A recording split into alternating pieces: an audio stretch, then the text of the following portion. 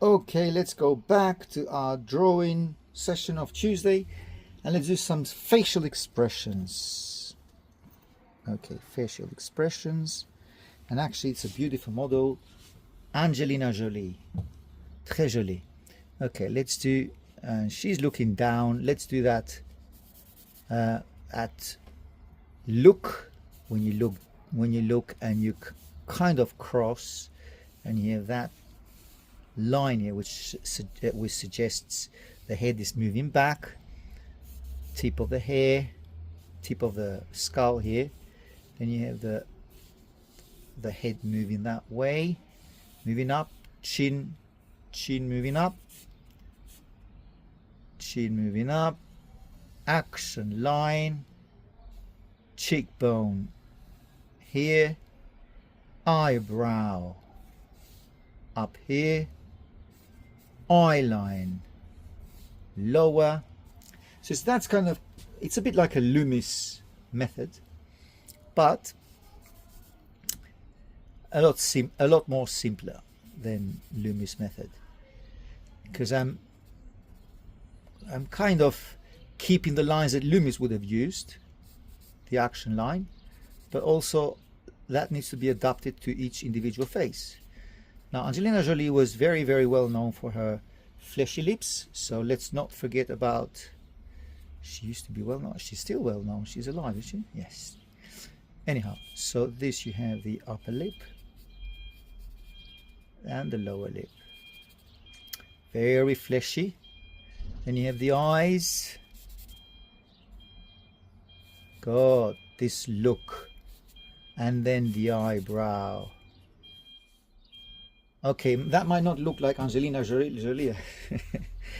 I don't want to excuse myself, but yeah, it's hard to get the likeness. I mean, she's so pretty, so I don't want to do a disservice to her face, but each face and each expression does have its own difficulties. So yes, I've seen the problem. The problem is that the chin is too high, so I need to bring the lips down.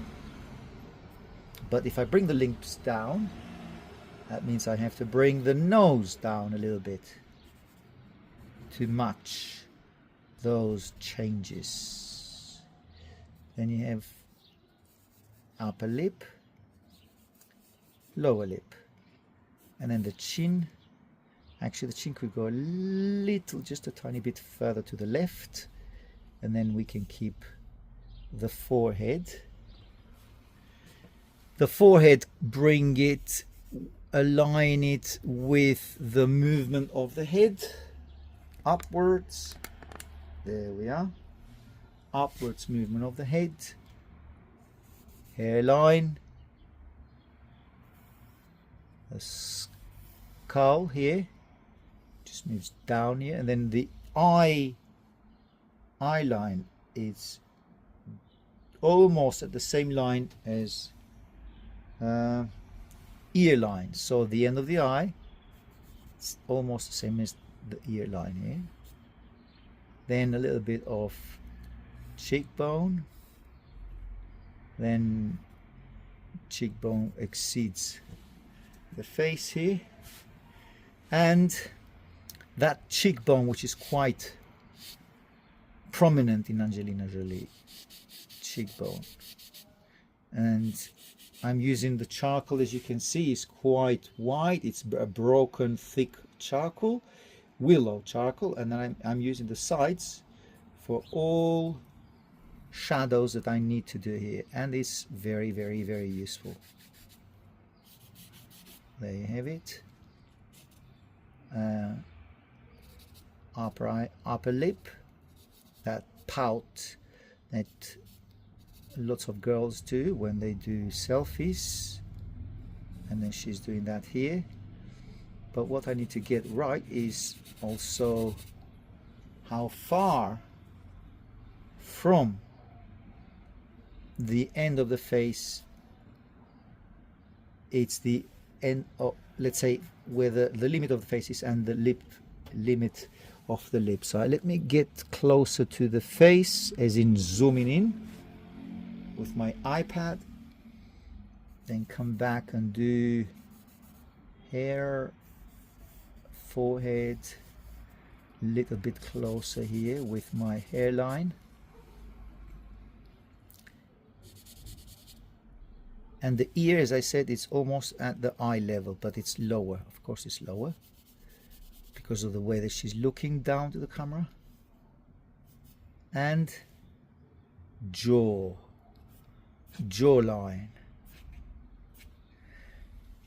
And the line that I've done for the nose is actually not that accurate, in the sense that it's not a line, it's more of a shadow than line.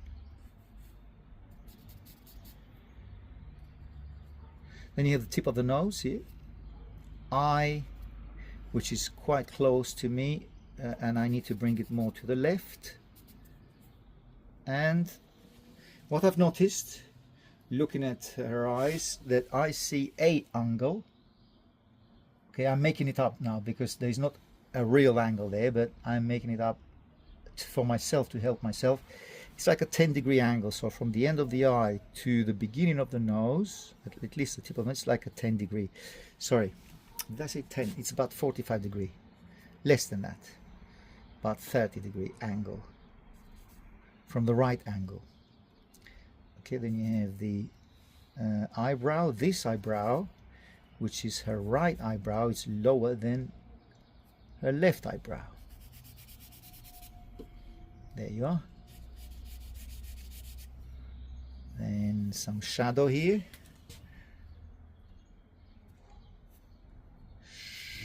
Shadow here.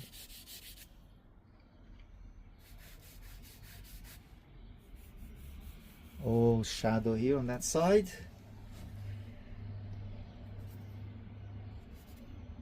The eye is almost closed here because of the look, the way she's looking. Now bring the eyelid lower, the other eyelid lower as well. Yes, there is more distance between the eyelid and the eyebrow. There we are. Then we have the lower lip. Very fleshy, beautiful lips. And then a little bit of a shadow, soft one, soft shadow. I'm using my fingers here because they are, for me at this stage, these are better using your fingers, a better usage of your fingers than the putty rubber actually. Let's chisel out the chin, and I'm announcing a little exercise that we're going to do, and I'll try to make you all agree to it. You will send me pictures of yourself with different in different poses, like her, like this one, or less, or maybe less of that sort of movement, maybe looking down or looking up, but maybe not at this angle. And then we will draw each other. I'll draw you, and then other students will draw you. Let's say Jane will draw Anna, Anna will draw Jane, Kevin will draw David. We'll all do that. So we'll draw each other. I think that would be a fascinating exercise on different angles, and we've done that maybe once or twice. We'll do it more. I think we need to do it a lot more, because this is how to liberate and yourself, and liberate in the meaning that, okay, that's a little bit overused.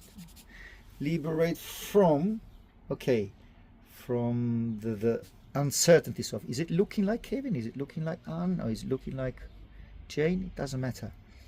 Matter is to look like a proper face with proper proportions, and if it looks like Anne or Jane or Kevin or Emil, then that's a huge bonus, but it doesn't have to be exclusively the looks.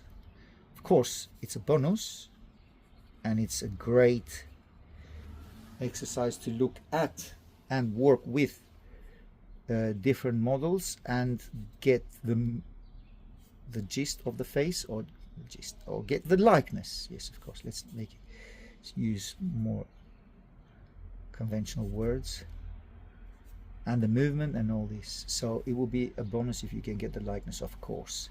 Now on a vertical line from the end of the eye to the end of the lip is actually, the lip is down here. There. Okay, that will need a lot of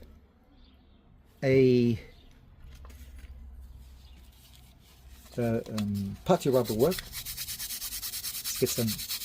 Let's get some darks going, and then stump, and that will help me work on a kind of a bit more of a precise or accurate line. What I need to get more accurate is actually the skull here.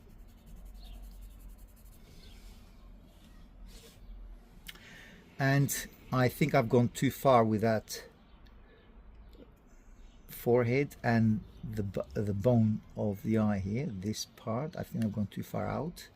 To come a little bit closer and then get that chin, not as low as that and not as wide, but I'll try and give it, I'm giving it a go, but I see that it's not the correct one. Sometimes you do things that you know that they might not succeed, but then they might. Let's say, like I've done here, I've given her a lot more wider chin, so it's not working. But it's an experiment. Thicker lips, round it here. The nose gets a little bit darker. Nostril, the end of the nose a little bit darker here, lower tip of the nose, and you get it here. Okay. Now, she doesn't look like Angelina Jolie, I admit, so, but let me do a few things here and hopefully I will make her look like Angelina Jolie. And that will be working with a putty rubber or working with any rubber, and then I will go silent, I'll go quick, I'll go hyperlapse. Because I don't think we need to talk a little bit more, we need to adjust things here. And then you will see that as it keeps going. All right.